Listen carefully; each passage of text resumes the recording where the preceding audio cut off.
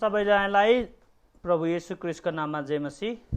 भक्तपुर जवान सङ्गतिद्वारा आयोजित यस सङ्गतिमा मलाई तपाईहरूले निमन्त्रणा दिनुभएको लागि म तपाईहरूलाई एकदमै धन्यवाद भन्दछु।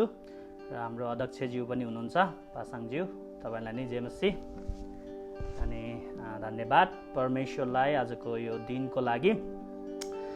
मलाई दिएको शीर्षक गॉड एन्ड ग्लोबल पेन्डेमिक, परमेश्वर र यो विश्वमा महामारी रूपमा आइरहेको यो कोरोना भाइरसको सङ्क्रमणको बारेमा परमेश्वर कहाँ हुनुहुन्छ भन्ने विषयमा हो। अनि मलाई दिएको समय 45 मिनट हो, म चाँडै नै सिध्याउने कोसिस गर्नेछु। प्रार्थना भइसकेको छ।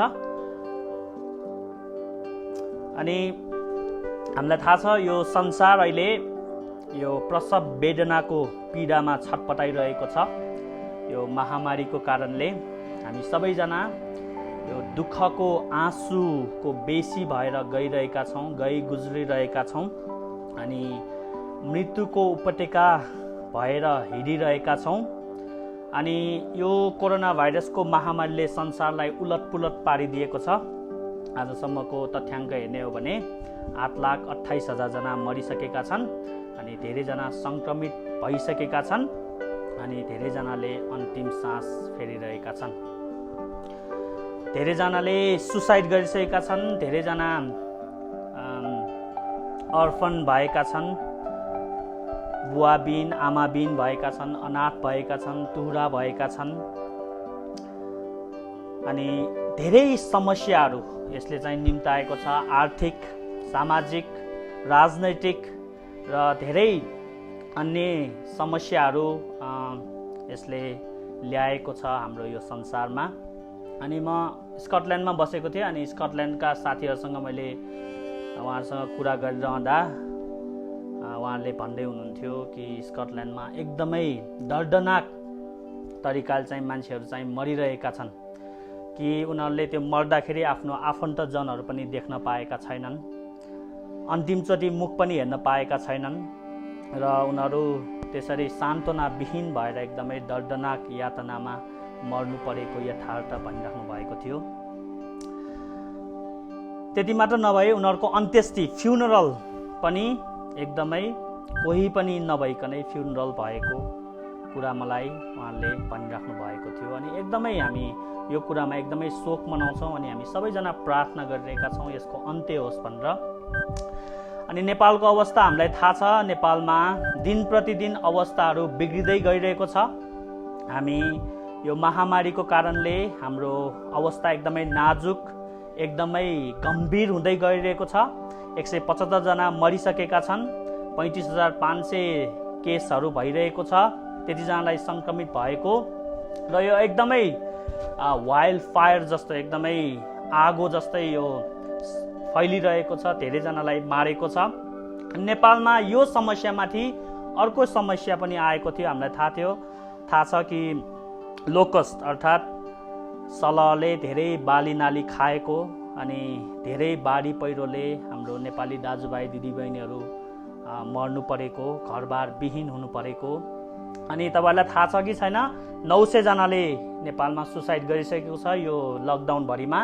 अनि यही समयमा धेरै यो एकदमै क्राइमहरू, हत्या हिंसाहरू भएको, यो सीमा विवादले एकदमै तनाव भएको, भारतसँग छिमेकी राष्ट्रसँग सम्बन्ध बिग्रेको आदि इत्यादि अझ के आउँछ हामीलाई थाहा छैन। किनभने यो समस्याले हैन भोकमरी, आर्थिक सङ्कटहरू पनि निम्त्याउन सक्छ, ती आउनेवाला पनि देखिन्छन्।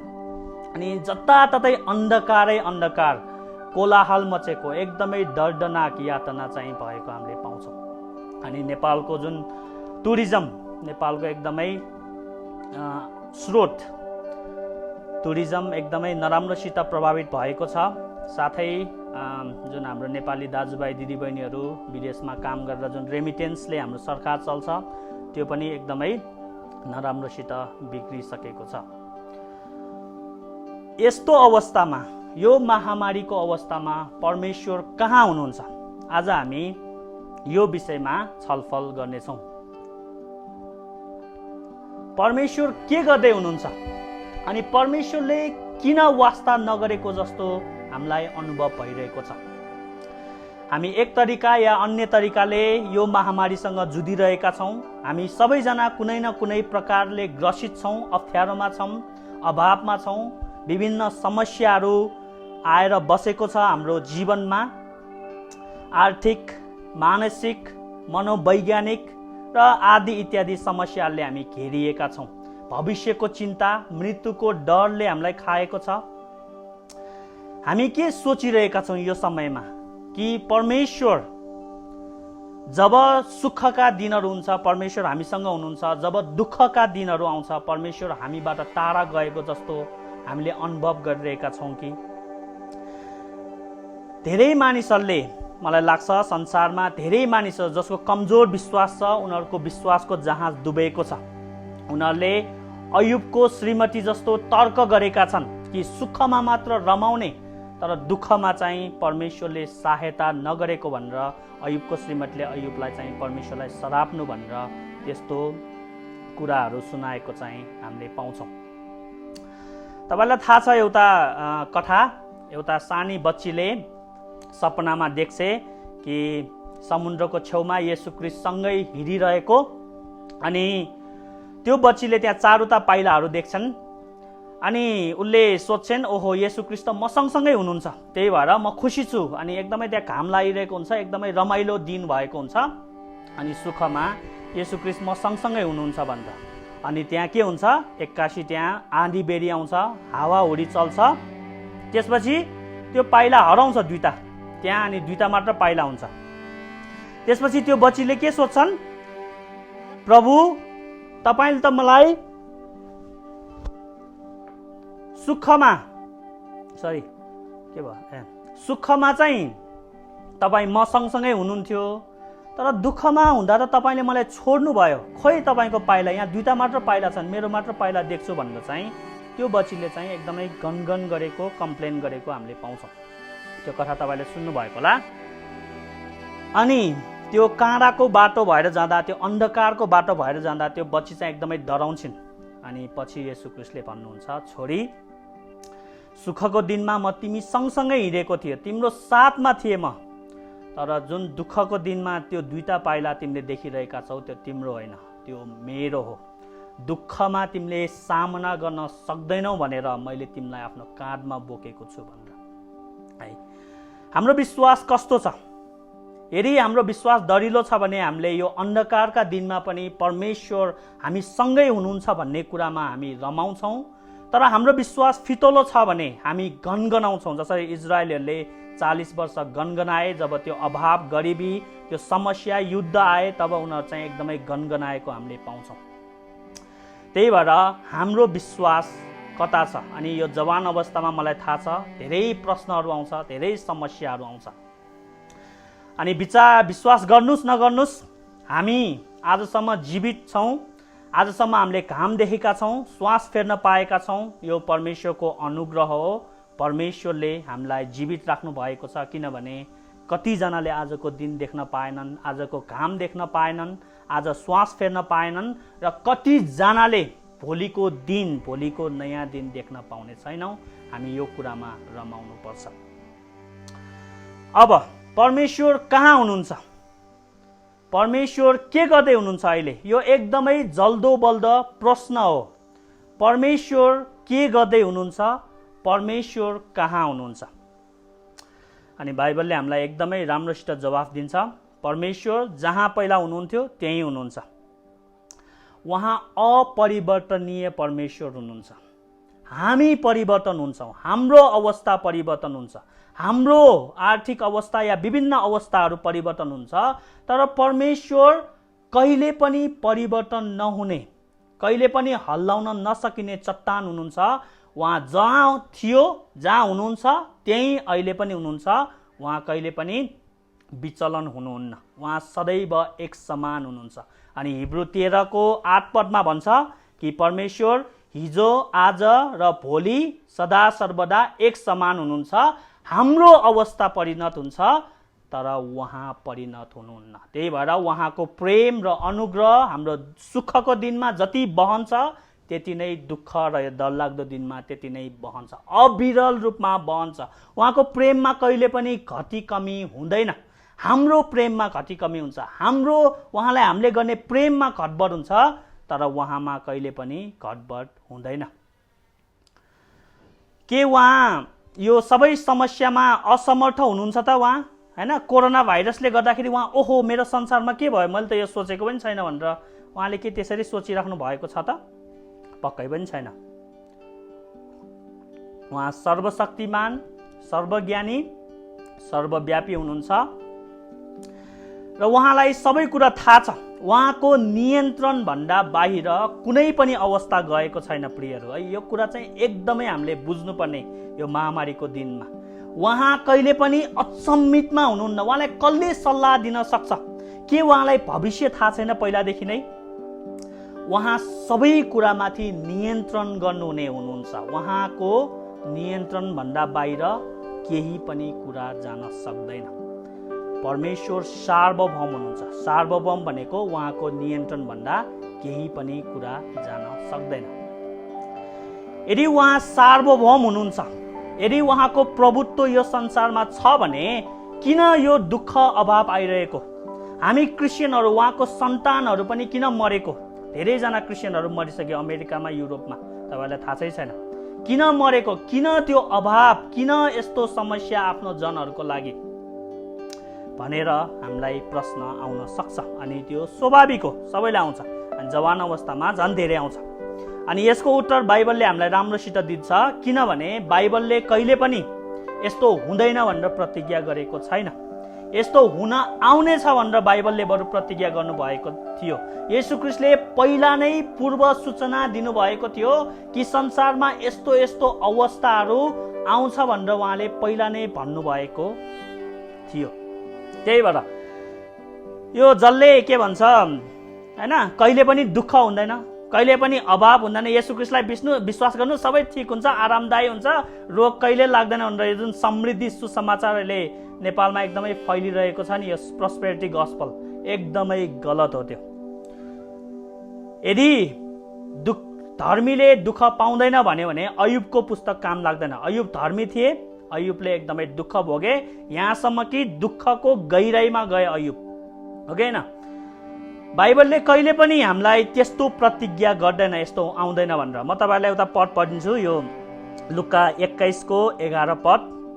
भयङ्कर भूकम्पहरू हुनेछन्, विभिन्न ठाउँहरूमा अनिकाल र महामारी हुनेछन्, भयङ्कर आतंक हुनेछन् अनि आकाशबाट ठुल्ठुला चिन्हहरू हुनेछन्।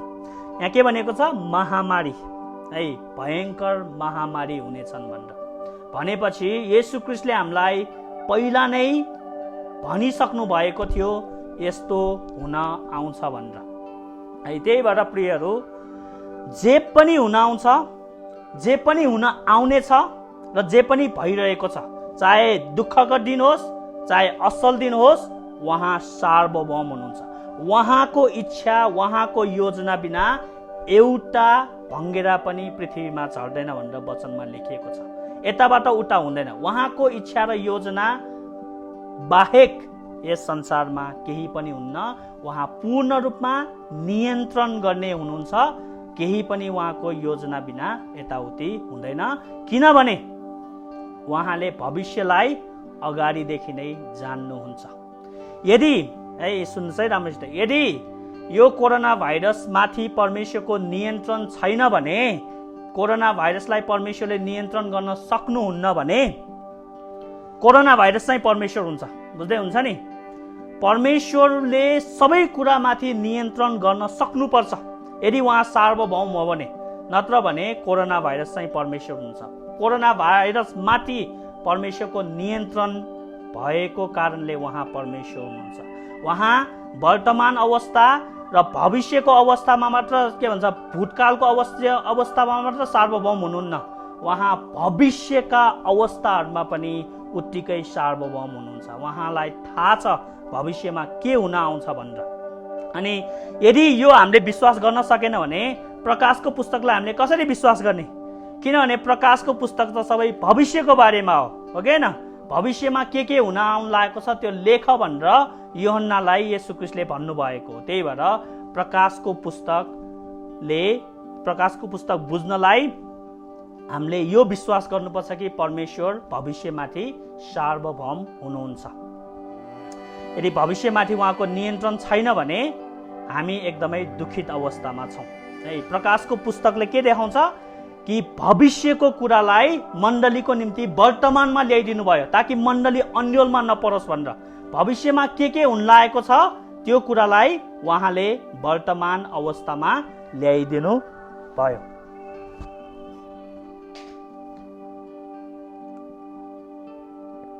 एकछिन है, एकदम गर्मी छ क्या।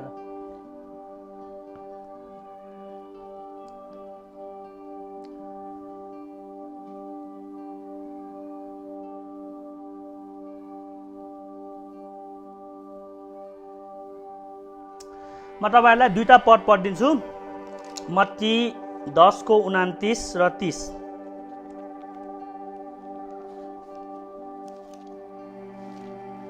मत्ती 10:29 र 30 मा यसरी लेखेको छ, के एक पैसामा 2 भङ्गेरा बिग्दैनन्? तीमध्ये एउटा पनि तिमीहरूका पिताको इच्छा बिना भुइँमा खस्ने छैन। तिमीहरूका शिरका केसहरू पनि सबै गन्ती भएका छन्, यसकारण तिमीहरू नडराऊ, तिमीहरू धेरै भङ्गेरा भन्दा बढ्ता मूल्यवान छौ। है, यहाँ भङ्गेराको कुरा गरिएको छ र कपालको कुरा गरिएको छ। त्यो भनेको एकदमै मान्छेले वास्ता नगर्ने कुरा हो। भङ्गेराको कसले मतलब गर्छ हैन, अनि कपालको कसले मतलब गर्छ? तर यहाँ के देखाइएको छ भने येशू ख्रीष्टले के भन्ने हुन्छ भने ती सानो सानो कुराहरू जुन मान्छेको जीवनमा एकदमै सानो सानो कुराहरू छन् ती माथि पनि परमेश्वरको सार्वभौमिकता छ। उहाँले ती सानो कुरामाथि आफ्नो नियन्त्रण जताउनुहुन्छ, उहाँ त्यसमाथि पनि प्रभुत्व गर्नुहुन्छ। त्यही भएर उहाँको इच्छा बिना यदि भङ्गेरा पनि झर्दैन भने यो महामारीमा परमेश्वरको इच्छा बिना केही पनि हुन सक्दैन। म तपाईलाई बाइबलको 2-3 जना व्यक्तिहरूको उदाहरण दिन्छु। योसेफको जीवनलाई थाहा छ तपाईहरुलाई। योसेफको जीवनमा धेरै नराम्रो घटनाहरू घटे। योसेफलाई आफ्नै दाजुभाइले मार्न खोजे, हो कि हैन? अनि पछि गएर नमार्ने निधो गरेपछि उनीहरूले योसेफलाई मिस्रमा बेचिदिए। त्यसपछि योसेफ पोटिफरको घरमा हैन उहाँलाई चाहिँ रेपको आरोप लगाइयो। त्यसपछि उहाँलाई झ्यालखानामा फालियो। त्यो योसेफको निम्ति एकदमै डरलाग्दो दिनहरू थिए। तर ती अन्धकारको दिनहरूमा पनि परमेश्वरको सार्वभौमिक अधिकार थियो। उहाँले ती दिनहरूमा पनि आफ्नो नियन्त्रण राखिराख्नु भएको थियो। ती अन्धकारका दिनमा पनि परमेश्वरको योजना पूरा भइरहेको थियो। किनभने पछि योसेफले के भन्छन्? पछि योसेफले मलाई ल्याउने तपाईँ होइन, तिमीहरू होइन आफ्नो दाजुभाइलाई, तर मलाई ल्याउने परमेश्वर हुनुहुन्छ भनेर चाहिँ योसेफले भनेको कुरा हामीले पाउँछौँ। अयुबको जीवनमा हेर्नुहोस्, अयुबको जीवनमा पनि शैतानले अयुबलाई यसरी प्रहार गरे कि अयुबले सबै गुमाए, आफ्नो सम्पत्ति, आफ्नो छोराछोरी सबै गुमाए। यहाँसम्म कि अयुब चाहिँ एकदमै त्यो दर्दनाक अवस्थामा रोगमा चाहिँ धुलोमा चाहिँ बसेका थिए। यहाँ विद्वानहरूका अनुसार अयुबको मासु र रगत चाहिँ त्यो किराहरूले खाइरहेको थियो, तर पनि परमेश्वरलाई अयुबले पुकारिरहेका थिए। अनि ती अयुबको अन्धकारमय दिनमा पनि परमेश्वरको सार्वभौमिक नियन्त्रण थियो। प्रियहरू, परमेश्वरले ती अन्धकारमा पनि अयुबलाई सहायता गरिराख्नु भएको थियो। अनि त्यही कुरामा अयुबले सान्त्वना पाएका थिए। अनि त्यही भएर अयुबले चाहिँ भन्न सके कि जे परमेश्वरले दिनुभयो परमेश्वरले नै लानुभयो, परमेश्वरकै महिमा होस्। अनि सबैभन्दा धेरै येशू ख्रीष्टले ती अन्धकारको दिनको सामना गर्नुभयो। उहाँले यूहन्ना 16:33 मा भन्नुभयो, धारस गर, संसारलाई मैले जितेको छु। उहाँ चाहिँ क्रुसमा जाँदै हुनुहुन्थ्यो, तर पनि त्यो क्रुसमा जाँदाखेरि धेरै यातनाहरू भएर जानु पर्थ्यो। तर पनि येशू ख्रीष्टलाई थाहा थियो कि ती अन्धकार भएर जाँदा, क्रुस भएर जाँदा पनि त्यहाँ चाहिँ विजय आउँछ भन्ने कुरा येशू ख्रीष्टलाई थाहा थियो र त्यसमाथि पनि येशू ख्रीष्टले परमेश्वरको सार्वभौमिक नियन्त्रणमा आफैलाई राख्नु भएको कारणले परमेश्वरले येशू ख्रीष्टलाई विजय दिनुभयो। परमेश्वरले अयुबको जीवनमा, योसेफको जीवनमा र येशू ख्रीष्टको जीवनमा अन्धकार भए तापनि विजय प्राप्त गर्नुभएको होइन, तर अन्धकारद्वारा विजय प्राप्त गर्नुभएको। बुझ्दै हुन्छ नि, अन्धकारद्वारा विजय प्राप्त गर्नुभएको। अयुबको जीवनमा, योसेफको जीवनमा र येशू ख्रीष्टको जीवनमा धेरै अन्धकारमय कुराहरू भए, तर पनि परमेश्वरले तीमाथि विजय प्राप्त गर्नुभयो। किनभने परमेश्वरले अन्धकारद्वारा विजय प्राप्त गर्छ। अहिले यो कोरोना भाइरसको महामारीले संसार एकदमै आक्रान्त भएको छ, तर परमेश्वरले यसबाट हामीलाई विजयमा लानुहुन्छ। त्यही भएर प्रियहरू, यो सार्वभौमिक परमेश्वरको मातहतमा हामी बस्नुपर्छ यी समयहरूमा, नत्र हामीलाई अन्धकारले खान्छ। एकदमै डरलाग्दो परिस्थितिहरूले हामीलाई एकदमै विचलन गर्छ। यदि परमेश्वरको सार्वभौमिकतामा बसेन भने हामी विचलन हुन्छौँ, हाम्रो शान्ति हराउँछ, हामी विश्राम हुँदैन। परमेश्वरले सबै कुरामाथि नियन्त्रण गर्नुभएको छ भन्ने कुरा हामीले बुझ्न सक्यौँ भने साँच्चै नै हामी यो समयमा पनि शान्तिमा रहन सक्छौँ। यो संसार परमेश्वरको नियन्त्रणमा छ भन्ने कुरा हामीले बुझ्नु पर्दछ। एउटा प्रार्थना मैले पढेको छु, त्यो प्रार्थनामा यस्तो भनिएको छ कि म अन्धकारको यो आँसुको बेसी भएर जानु परे तापनि अन्तमा तपाईले मेरो निम्ति महिमाको ढोका खोलिदिनु हुनेछ अरे। है, अहिले हामी आँसुको बेसी भएर गइरहेका छौँ, तर परमेश्वरले हाम्रो निम्ति महिमाको ढोका उहाँले खोलिदिनु हुनेछ। जसरी उहाँले अयुबको जीवनमा खोलिदिनु भयो, अयुबले डबल भाग पाए सबै। उहाँले योसेफको जीवनमा खोलिदिनु भयो, योसेफ प्रधानमन्त्री भए, र उहाँले येशू ख्रीष्टको निम्ति खोलिदिनु भयो, येशू ख्रीष्टको पुनरुत्थान भयो। अनि यो अन्धकार, यो कोरोना भाइरसको महामारीबाट हामी गइरहेका छौँ, हाम्रो निम्ति उहाँले महिमाको ढोका खोलिदिनु हुनेछ। तर परमेश्वरले किन यो हुन दिनुभयो? किन यो महामारीको दिन हाम्रो जीवनमा आउन दिनुभयो? अनि यसको एकदमै राम्रो उदाहरण बाइबलले दिन्छ। किन परमेश्वरले 40 वर्षसम्म इजरायलीहरूलाई दोहोऱ्याउनु भयो? किन परमेश्वरले एकैचोटि दुध र मह बहने देशमा लानु भएन? उहाँले 40 वर्षसम्म किन घुमाउनु भयो? किनभने तिनीहरूलाई सिकाउनको निम्ति। किनभने मान्छेको स्वभाव कस्तो हुन्छ भन्दाखेरि सुखमा भन्दा दुःखमा मान्छेले धेरै सिक्छ। परमेश्वरले हाम्रो विश्वासलाई निखार्नको निम्ति, हाम्रो विश्वासलाई अझ बलियो बनाउनको निम्ति उहाँले हामीलाई कतिपल्ट त यस्तो दर्दनाक अवस्थामा पर्न दिनुहुन्छ। अयुबको जीवनबाट सिक्नुपर्ने, योसेफको जीवनबाट सिक्नुपर्ने, येशू ख्रीष्टको जीवनबाट सिक्नुपर्ने यही हो। किनभने ती व्यक्तिहरूले, येशू प्रभु, अयुब र योसेफले सुखका दिनहरूमा भन्दा दुःखका दिनहरूमा परमेश्वरलाई अझ धेरै जोडसित समातेको हामीले पाउँछौँ। हामीलाई थाहा छ नि, बच्चाहरू होइन, बच्चीहरू एकदमै सहज परिस्थिति हुँदा केही पनि उनीहरूलाई केही हुँदैन, तर जब डर आउँछ, जब अभाव आउँछ, जब खतरा कुरा आउँछ, उनीहरूले तपाईँलाई झन् जोडसित समात्छ, हो कि होइन? हो, त्यसरी नै हामीले परमेश्वरलाई एकदमै जोडसित समात्नको निम्ति, आफ्नो विश्वास बढाउनको निम्ति हामीले यी दिनहरूमा हामीलाई परमेश्वरले पढ्न दिनुहुन्छ। तर यो कुरा नबिर्सनुहोस्, यो कालो दिन भए तापनि, यो कोलाहल मचे तापनि, संसार उथलपुथल भए तापनि परमेश्वरले तपाईँलाई पूर्ण रूपमा नियन्त्रण गरिराख्नु भएको छ। स्पर्जन भन्ने महान विद्वानले यसरी भन्नुभएको छ, म यो कुरामा एकदमै निश्चिन्त छु कि परमेश्वरको सार्वभौमिकता मेरो यी दर्दनाकको दिनमा, यी दिनहरूमा मेरो निम्ति आरामदायी सिरानी हो रे, जहाँ म एकदमै सुत्न सक्छु रे। मेरो निम्ति एकदमै लौरो हो, जहाँ म त्यो लौरोको सहारामा यो आत्मिक तीर्थयात्रामा म अगाडि बढ्न सक्छु रे।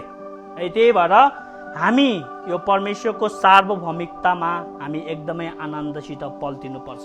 नत्र भने हामीलाई यो अन्धकारको डर, यो भविष्यको चिन्ताले हामीलाई खान्छ। यदि परमेश्वरको नियन्त्रणभन्दा बाहिर गयो भनेर तपाईँले सोच्नुभयो भनेर रोमी 8 भन्दछ कि परमेश्वरको अभिप्राय अनुसार बोलाइएकाहरू र उहाँलाई प्रेम गर्नेहरूको निम्ति उहाँले हरेक कुरामा असल गर्नुहुन्छ। हरेक कुरा भनेपछि त्यहाँ जस्तो सुकै अवस्थामा पनि उहाँले असल नै गर्नुहुन्छ भनेर भन्नुभएको छ। अनि स्पर्जनले अर्को ठाउँमा भन्नुभएको छ कि सुखका दिनहरूमा परमेश्वरमा विश्वास गर्नु भनेको केही पनि होइन रे, तर दुःखका दिनमा, एकदमै डरलाग्दो दिनमा परमेश्वरलाई विश्वास गर्नु भनेको त्यो चाहिँ साँचो विश्वास हो रे।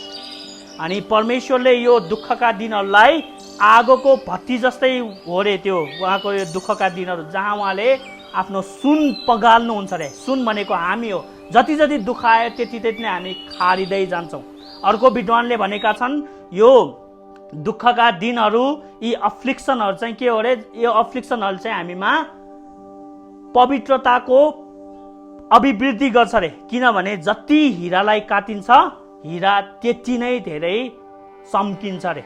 जति नै हामीलाई दुःख आउँछ त्यति नै हामी एकदमै चम्किन्छौँ भनेर चाहिँ यहाँ विद्वानले चाहिँ भन्नुभएको छ। मार्टिन लुथर भन्ने विद्वानले भन्नुभएको छ, कतिवटा भजनका पुस्तकहरू मैले बुझिन रे जबसम्म म यो दुःखमा परिन रे। है, कतिवटा भजनका पुस्तकहरू मैले बुझिन जबसम्म म यो दुःख र दरिद्रतामा परिन रे। भनेपछि परमेश्वरले हामीलाई यस्तो ठाउँबाट भएर लानुहुन्छ, यस्तो दरिद्रता ल्याइदिनुहुन्छ ताकि हामीले जीवनमा ठुलो पाठ सिक्नको लागि, हामीले ठुलो पाठ सिकेर उहाँलाई अझ जोरसित समात्नको लागि उहाँले यस्तो गर्नुहुन्छ। त्यही भएर प्रियहरू, यो समय, यो महामारीको समय हाम्रो जाँचको समय हो कि हामी केमा बसालिएका छौँ। हाम्रो विश्वासको घर चट्टानमाथि बसालिएको छ कि हाम्रो विश्वासको घर बालुवामाथि बसालिएको छ। एकदमै विचार गर्नुपर्ने कुरा। यदि हाम्रो घर चट्टानमाथि बसालिएको छ भने यो आँधी बेरीमा यस्तो बेलामा पनि हल्लिँदैन, तर यदि बालुवामा बसालिएको छ भने यो भत्किन्छ, यो एकदम नाश हुन्छ, विश्वासको जहाज डुबाउँछ। त्यही भएर पहिलाको जुन प्रश्न, गड इन ग्लोबल पेन्डेमिक, परमेश्वर यो महामारीमा भन्ने जुन शीर्षकमा म बोल्दैछु, यो कुरालाई, यो प्रश्नलाई फेरि पनि एड्रेस गर्दाखेरि कि जे पनि भइरहेको छ यो संसारमा, यो महामारी, यो दर्दनाक यातना, यो अवस्था जे पनि भइरहेको छ, यसमा परमेश्वरको योजना नै पुरा भइरहेको छ। तर हामी कतिपल्ट बुझ्दैनौँ अनि हामी प्रश्न गर्छौँ। हामी बुझ्दैनौँ यो परमेश्वरको योजना पुरा भइरहेको छ अनि उहाँले यो कुरालाई एक दिन पूर्णता, यसलाई चाहिँ समाप्त गर्नुहुनेछ। किनभने परमेश्वर यी कुरामाथि पूर्ण नियन्त्रण राख्नुहुन्छ। त्यसैले प्रियहरू, हामी कस्तो अवस्था भएर गुज्रिरहेका छौँ, हाम्रो मानसिक, हाम्रो भौतिक, हाम्रो आर्थिक, हाम्रो मनोवैज्ञानिक जस्तो सुकै अवस्थाबाट गए तापनि हामीले अयुबलाई सम्झ्यौँ, योसेफलाई सम्झ्यौँ, येशू ख्रीष्टलाई सम्झ्यौँ। किनभने उहाँहरूको जीवनमा नि त्यस्तै हाम्रो भन्दा कालो दिनहरू आएको थियो। हामीसँग तुलना गर्न, उहाँको दिनहरूसँग हाम्रो अवस्था तुलना गर्नै मिल्दैन। त्यस्तो दर्दनाक यातना उहाँले खेप्नु भएको थियो। तर पनि उहाँहरू सबैले परमेश्वरको सार्वभौमिकताको पखेटामा आफैलाई राख्नु भएको कारणले उहाँहरूले विजय प्राप्त गर्नुभयो। त्यो अन्धकारद्वारा विजय प्राप्त गर्नुभयो अनि हामीलाई पनि परमेश्वरले यो अन्धकारद्वारा विजय दिन सक्नुहुन्छ। त्यही भएर परमेश्वर जहाँ हुनुहुन्छ, जहाँ हुनुहुन्थ्यो पहिला त्यही हुनुहुन्छ। उहाँ विचलन हुनुभएको छैन, उहाँ यही अवस्थामा हुन्छ। त्यही भएर हामी यो कुरामा एकदमै शान्तिमा रहौँ, हामी विश्राममा रहौँ। उहाँले यो कुरालाई पूर्ण नियन्त्रण गरिराख्नु भएको छ।